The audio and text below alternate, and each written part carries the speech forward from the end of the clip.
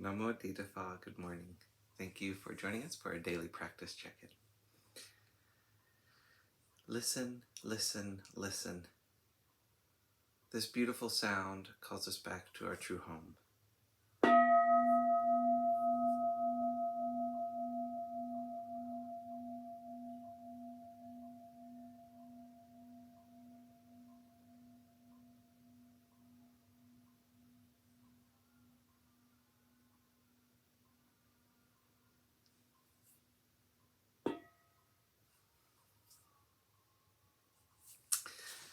The third mindfulness training. Aware of the suffering caused by sexual misconduct, I vow to cultivate responsibility and learn ways to protect the safety and integrity of individuals, couples, families, and society. I'm determined not to engage in sexual relations without love and a long-term commitment. To preserve the happiness of myself and others, I'm determined to respect my commitments and the commitments of others. I will do everything in my power to protect children from sexual abuse and to prevent couples and families from being broken by sexual misconduct.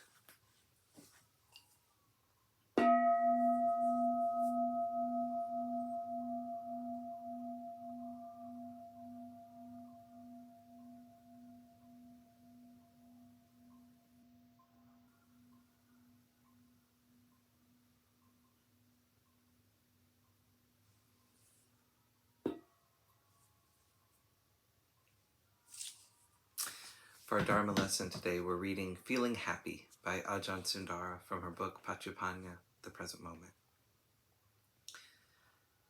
The mind that is not attached is already quite happy. This is a happiness that never goes. It is something we can taste in our meditation practice. We begin to notice that we are happy when we don't want anything. What kind of happiness is not wanting?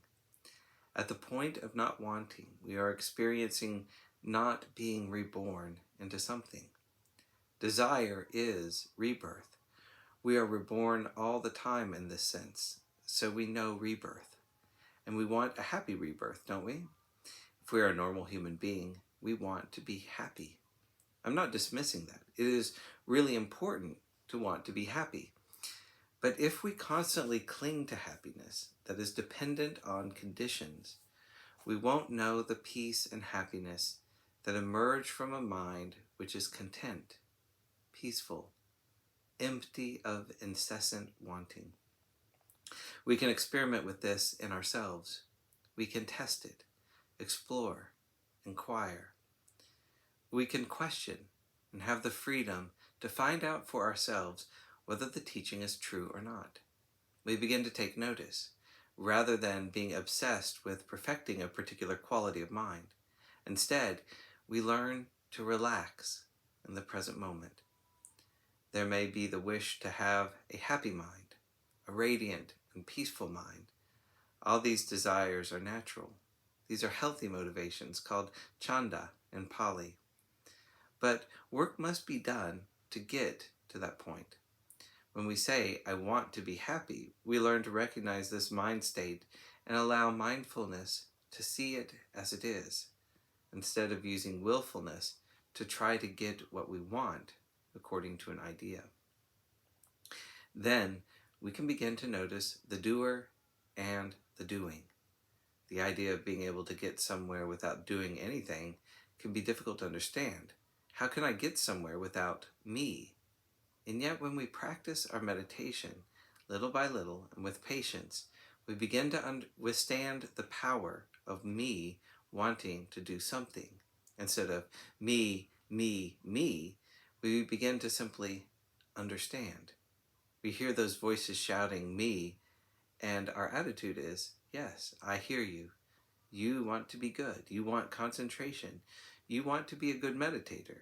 I understand that you are in a hurry, that you think you have a better way. But for now, we're doing it like this. Sometimes you have to talk to yourself in this way. The Buddha mind is in charge. The wakeful mind is in charge, okay? Talk to your mind firmly sometimes.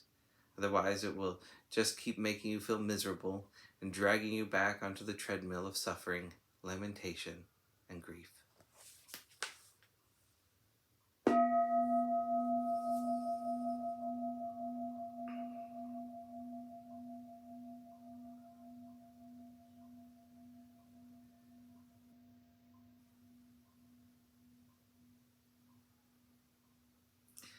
May all beings be well.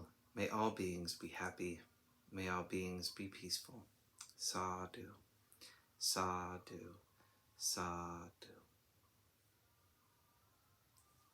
Thank you for joining me today.